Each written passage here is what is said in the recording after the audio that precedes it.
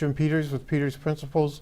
As you know, you never know who you're going to have on Peters Principals, and I can honestly say today I didn't know who I was going to have on Peters Principals, but we have with us today for talking about the location of the high school at Cawley Stadium. We have Noelle Cregan sitting to my right, right? Hello, yes. Yes, okay. And Christy Fillettra sitting up next to Noelle. We're going to talk a little bit about the placement of the high school in the Cawley Memorial Stadium area, and that is one of the areas that was mentioned as a possibility by the building committee. The building committee also mentioned 3 other areas, which we won't talk about too much today. We're more interested in why Noelle and Christy want to have the high school at Cawley Memorial Stadium. So why do you want to have the high school at Cawley Memorial Stadium? First, Jim, I'd like to thank you for having myself and Christy on the show. And I think to say I'm a concerned parent is probably the best way to categorize my role. I'm affiliated with another group of other parents and citizens, and we call ourselves Citizens for Cawley. Because we feel strongly after doing a good amount of searching and fact-finding that would be the best for the city, the kids of our city. I think I came about that, again, backwards. I live off of Clark Road, and I think like many citizens and residents of the Belvedere neighborhood, there's some initial concern about having a high school in our backyard and what that impact would be to traffic patterns or just general property value, as I've heard thrown around, and certainly had some, I just wanted to know a little bit more. And as I did a little bit more seeking for information, what I found was there was a tendency for a lot of this information not to be pushed out into the public. And that's really where my involvement came, is we feel very strongly that people need the information in order to be vocal about what their opinion is and where they stand on this decision for the high school. The high school is a big decision for the city. Where it is, either in, there's 4 different options that are going forward. 3 of those options are currently at the downtown location, and 1 option is at the Cawley site. I think the biggest concern for me as a parent and also as a citizen is the health and well-being of our students and our staff. I have children that would be in the high school at that time, and I think most parents in the city, if they're aware of what goes into this renovation from a health and safety perspective, removal of asbestos and other construction materials, and that's first to a very close second, which is disruption in education. So those are the 2 things that, upon doing some research and understanding more about what this project is, I think I just want to encourage the citizens of Lowell to become informed about it and understand the real facts behind each of these options. Okay, Christy, what are your reasons? Well, similar to Noelle's concerns, my involvement stemmed from having 2 young children, 6th grader and a 4th grader, who will be greatly affected by this decision during either a renovation or a rebuild at Cawley. And my husband and I and our 2 boys live in Belvedere, and similar to Noelle, just started to gather information, talk to people, get out there in the community, and our concern again is really with the safety and well-being of our students. I cannot in good conscience send my 6th grader to a high school that will be undergoing renovations at the same time.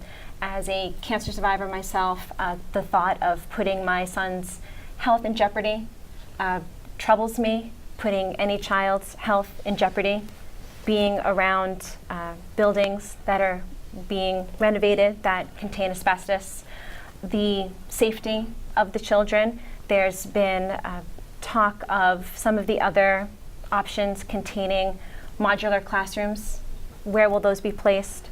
On the street, on top of a garage? I can't consider sending my children to a school in that environment. the noise pollution, the air pollution, the disruption to the education. That's kind of what led us to become more involved and want to help, just tell, again, the citizens of Lowell, get out there, find the information, reach out to us, reach out to someone else in the community, get all of the facts before really digging in and making a decision. Do you think that it might have been better if they had come back with, three, as you said, 3 out of the 4 locations are downtown.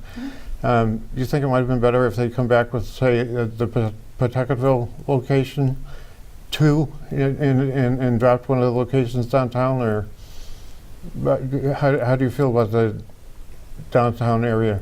I think we went into this open to all of the options, leaving the preliminary results to the experts and then having them present to us.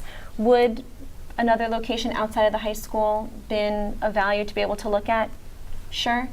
I think that definitely would have given Lowell more of an opportunity to see all the different options, what it could be, the way the pros and cons between all of them, rather than having 3 that were strictly downtown, that are all similar in some ways, and then 1 outside.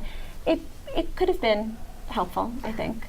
But that was one that the school building committee voted not to push forward as Right. one of the 4 options to bring to the MSBA. That's what I'm saying. Yeah. I'm just saying, in the event that the school committee had come up with that option, would that have been preferable to a downtown option, in your opinion? I mean, I think the downtown option becomes a concern.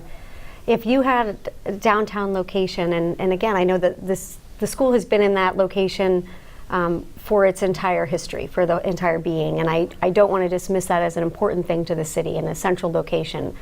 Completely understood. That's an important thing, and I think it benefits people having it there. That said, the level of renovation that needs to happen, or to the buildings that are currently there, is so significant that in some cases they're tearing whole buildings down. And we don't have the option, or we don't have the option in that location of an adjacent property that we could just say, okay, they can go to school in the current building as it is, and while they're going to school there on an adjacent property, we would build this new school. There's no land down there for that to happen. Right. I think if that were an option, then again, this becomes a different discussion. You keep things as similar as you could, but I don't think that's really the reality of what we're going to be it's doing. definitely not. It's a very different situation, and it's considerable disruption to those students and the staff that would be there. And I think we have to look at for really understanding for what long-term benefit is there to everyone and to the city as a whole. I think there's some questions that remain of what the 100% benefit does. It really, when you look at the facts, it makes sense to look at an alternate location. Well, let's get back to the Cawley Stadium location, because that's the one we're primarily interested in. Sure. A friend of mine has repeatedly told me that the problem with the Cawley Stadium location is that there are no sidewalks on Douglas Road or Clark Road. And without sidewalks, the kids would be walking in the street, which is dangerous. How do you address that concern? I don't know that we need to. Personally, just from our side, I think the city needs to. I think we need to understand what those needs are and determine how the best way to address it. I'm not a city planner, or I don't even play that on TV.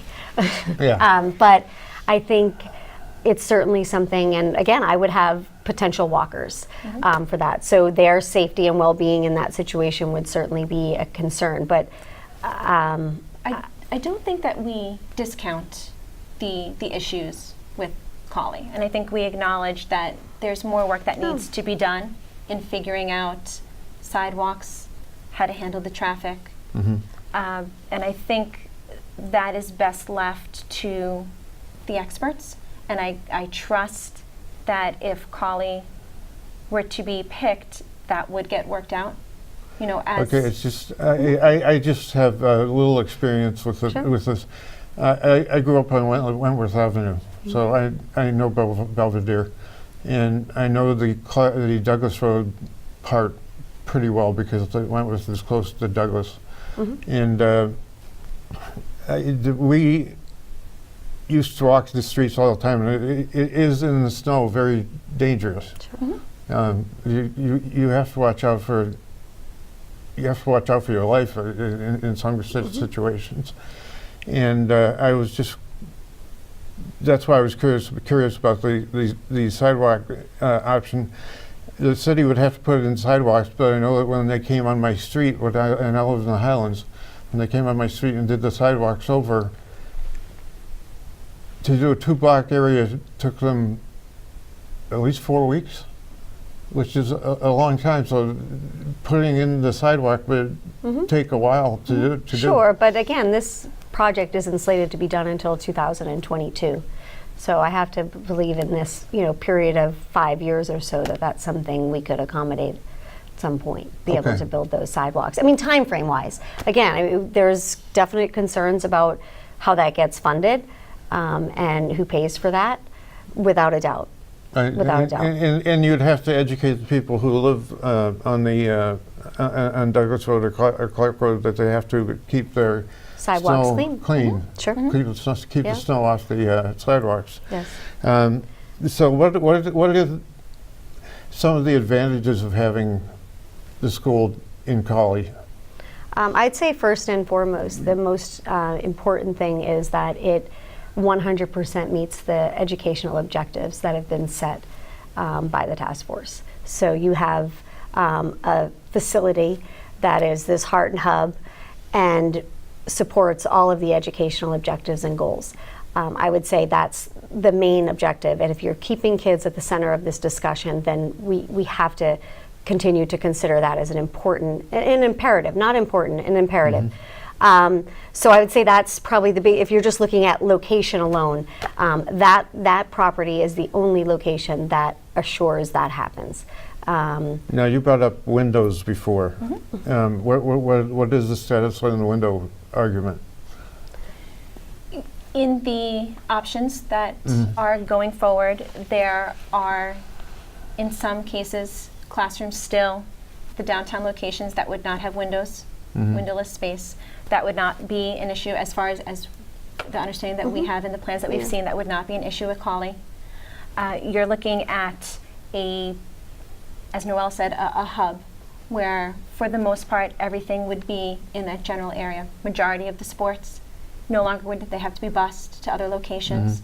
Extracurricular activities, everything could be there for the student, where they can build a community, they can feel the low high pride, they could start to make their own, as I said, community, just being there and feeling safe and not having to worry about crossing busy streets. I know with the Freshman Academy that was always a concern, crossing streets downtown Lowell, getting from one place to another. That would be gone, that would be eliminated. So that's something to just kind of think about. Yeah, So those are the advantages? the two options, downtown options, two of the downtown options, I should say. The third one that assures that there's no windowless rooms brings up the issue of eminent domain with the adjacent dentist office. Right. The two that work within the same footprint of the current high school do not have the option to have those window wells being built, and you have you still have a certain amount of windowless classrooms, which is not optimal. I taught at Lowell High School for 20 years. So I know the classrooms that you're talking about, and they are windowless. They're the interior classrooms in the 1983 building. In the Lord Building. Right. And I always refer to it as the 1983 building because we have the 1893 building, we have the 1922 building, and we have the 1983 building. And it's kind of difficult to keep track of them. What are some of the, I mean, you spell out very well what some of the advantages are. What are some of the disadvantages of having it at Cawley? I think the biggest, not disadvantage, the biggest issue that would need to be looked at would be transportation. Transportation, getting the students to Cawley. And I feel as citizens of Lowell, it's our responsibility to make sure that we can get every single child to the high school so that they get the best experience. They get the best education, they get the best experience, and that is something that, along with the traffic, needs to be looked at and needs to be figured out. But I would say, not using the word disadvantage, but the biggest concern, maybe, that would need to get looked at, I would say. So transportation is the biggest issue For Cawley. for Cawley. For Cawley. I mean, I think, Yeah. again, and we're trying to be objective and informed here about what it is. And I think we don't want to dismiss these concerns and say they're not concerns. They are, and they're problems, potential problems that need solutions. And there are some great minds within this city and within our state that can help us figure those out. We have some great resources here in the greater Lowell area. We have the LRTA. Being able to work with them, collaboratively with them, to understand what the needs are, what the sticking points are, and how we're going to come up with some solutions. I mean, they work with UMass Lowell and get those students shipped all over their campus, which is not quite, maybe not quite the same thing as going from Pawtucketville all over to the Cawley location in Belvedere, but they understand what it is to move a good amount of students around a perimeter and understand how to get them there in an effective way. And I think that would be a big resource for us as a city, that we need to rely on them, as well as looking at the school busing situation. I mean, right now, as a city, we bus kids from every neighborhood at the elementary school level. My son goes to the Riley School, and he has kids from every neighborhood that go to the Riley School, which is, squarely, it's maybe 3/4 of a mile from where the Cawley location is slated to be. So I think we have some precedents in the city of being able to get kids from one location, from their home to their school. Okay. So I think just being able to again, leverage some of that information we have and get them there. But it's something that has to be figured out. It's not to be, swept under the rug. I mean, it is Well, important to remember that the distance from where the high school is currently to Cawley is 2.5 miles. So it's Oh definitely yeah, I used to something walk it that every could- morning. The other thing that I hear a lot about, and I was just sitting with a group of people this morning, and they came up with the history of having the high school always downtown. And the high school moved to Kirk Street in 1837. Prior to that, it was in Middlesex Street in 1831. And the first graduating class included Benjamin Butler, who had a lot to say about what a great class he grew up with. And he did come up with some interesting statistics, in that one of the graduates was the man who founded Manchester, New Hampshire, and went on to become governor, multi-term governor of New Hampshire for a while. And he was a graduate of the 1831 class. And Butler was a graduate of the 1831 class, and of course, Butler became the graduate, the general of New Orleans in the Civil War, and he also became the governor of Massachusetts after that fact.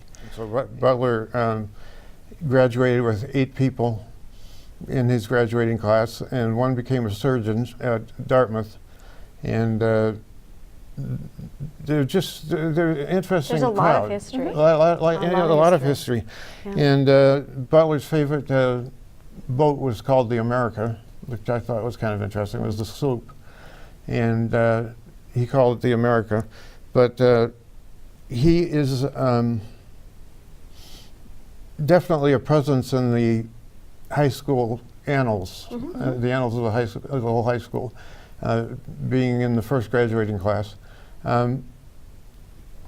What do we do to keep the history alive for the graduating class if we move to Cawley? How would you like to see the history kept alive? So I think the history has to go with this. The curriculum? Absolutely, it has to go with that. It has to have a place in the design of the building, the new building, wherever that is. I mean, obviously, it's somewhat inherent if it stays in the same location. And that history is a very important part of Lowell High School. It's a very important part of why people have so much pride of attending Lowell High School. And I certainly want that for my own children, to have that. But I also think that's not entirely up to the building, the physical location of that. That history has to attach itself to the community of Lowell High School, not just the building. Okay, well, I'm trying to write something about the history of Lowell High School and release it at some point.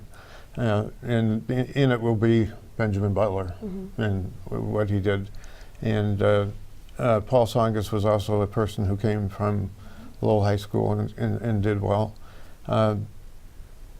It's just I don't want to see the history get lost in the shuffle.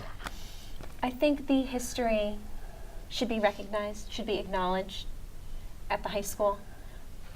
But similar to Noelle's point, I don't think it necessarily needs to be about where the building is. We could bring that with us. I think it's a responsibility of, like you said, the curriculum, teachers, us as parents, grandparents, the community, to make sure that our children are aware of the rich history and that they feel the pride of growing up here in Lowell, not necessarily because they're walking into a building that someone walked into many years ago. Does that sometimes get lost on a young high school student? Is it better to have them taught and embraced and speaking to them about that history rather than just, oh, this is a building that someone, what? Does that get lost on that age group? Do they really get that? But if we bring the history with us to Cawley, if we have it part of their experience and what they're learning, I think it's very, very possible to keep all of that alive. Well, I think from a personal perspective, if I could, my in-laws, Judy and Leo Cregan, lost a daughter, my sister-in-law, who I never had the opportunity to meet, Colleen Cregan. And the media studio at the high school is named in her memory. Right. It's recently been redone, and it is fabulous. Everything that they've done to involve the student organizations and the way that Brian Martin has leveraged that to get information out to students and get them all the technical support and skills. But aside from that, I think it's important to recognize that my family, my immediate family, my husband, his sisters, his parents, our children who see their name inside the halls of that building, it's very important, that history, and having that connection to that history. But understanding that, and that assurance is made that history and what's named for different people within that building currently, that follows to any place, any new building, whether that's a full renovation, new buildings downtown, or a new building at Cawley Stadium. I think that's really important. So very personal, and I know different than Mr. Butler. I don't want to say, but to understand that historically, my immediate family has a very, very big connection to that building. For that and the park that's adjacent to the field house as well. I would take it you would like to, I'm sure that if they do build in Cawley, there will be a television studio, and if there is a television studio, I would take it that you'd like to keep it at the Colleen Cregan TV absolutely, studio. and again, I mean, I think that Brian Martin had mentioned to my in-laws that yes, the name follows, the name stays with these areas. So very important, and I think that's an important consideration. Yeah, when we talk about the history of the school and the city. Well, the history of the school and the city should, in my opinion, be part of the curriculum. I was a history teacher, so I know quite a bit about the history of the city, and the school site is conducive to a curriculum that includes the history of the high school. What you may not know is that at one point we charged money for people to come to the high school because it was so much better than everything else the surrounding area. We'd love to do that again. Yeah, I mean, I think as a city, we have to think about that, right? We'd Yeah. love that to do that again. It would be great. We have an opportunity to do that again, Right. right? We really do. As a city, we have the opportunity to create a world-class learning environment. Just out of curiosity, getting back to the traffic situation for a minute, where do you want to see the, I guess the question is better, how do we get the 850 cars into that area? Because we're talking about seniors having cars and driving them to school, and the teachers having cars and driving them to school, and the kind of, I had Robert Gignac on my radio show last night, and he was telling me that the count of 850 is about right. So how do we take care of the parking and keep the green space? So on the current plans, and again, these are the plans that have been reviewed at multiple meetings, downtown, obviously, there's the garage. That is not exclusive to the high school, but it is owned by the city, and the city bills the high school, I think, for the utilization of 600 or some odd spots, whatever it is. If the decision to move out to Cawley goes through, there is currently in the plan, again, I think it's 608 spots on location there. And that was brought up at discussion, that is that enough? Would we need more? That sort of thing. And looking at space, where we could add, where more spots could be added. Not we, I'm not a planner, but where more spots could be added. I think you also have, so I think the 800 number that you're referring to is 850, 900. Let's call it 900. 900 is people driving there as well as people getting dropped off there, perhaps, or is it just general? That's probably both of those, yes. Sure. So just getting people onto the property, some to park and then some just to drop off. So I think right now, and again, a lot of this information is still being studied as you know, they're doing surveys at the high school to determine exact numbers of people that bus and that drive. And we know from a parking perspective, because they have limited access to parking, it's only at that garage. So I think, again, there's more studies that have to be done. I think with traffic and the traffic patterns, the whole goal of having these 4 options submitted to the MSBA is so that we can have more in-depth traffic, or actually not even more in-depth traffic studies done, and understand the impact on the roads and traffic patterns and how we can best adjust and assess how people get in and out of this property. I think a lot of that has to be determined still, but it's you know, it's not a knockout. I think there's options to get people in and out of that building, and I think in some ways, if you're talking about drop-off perspective, and even people walking across Father Morissette Boulevard to get from the parking garage to the high school right now, can be a harrowing experience. There's kids, you know, there's kids that are going in between cars and they're getting dropped off all over the place, and because you're kind of stuck in gridlock traffic, and there's a whole downtown area that people are trying to get to work as well. So right now, the conceptually, again, I'm not an expert, so I don't know, but conceptually, you remove a lot of those cars from the downtown situation, and anyone that's going in that driveway or that entrance is there for the sole purpose of the high school, and you can really design how people access the building to keep it safe. Okay.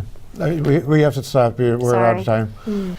Thank you. This has been Peter's Principles, and as you know, you never know who you're going to have on Peter's Principles, and we had great guests today, so thank you very much for coming. Thanks for having us. Okay. Thank you. Appreciate it.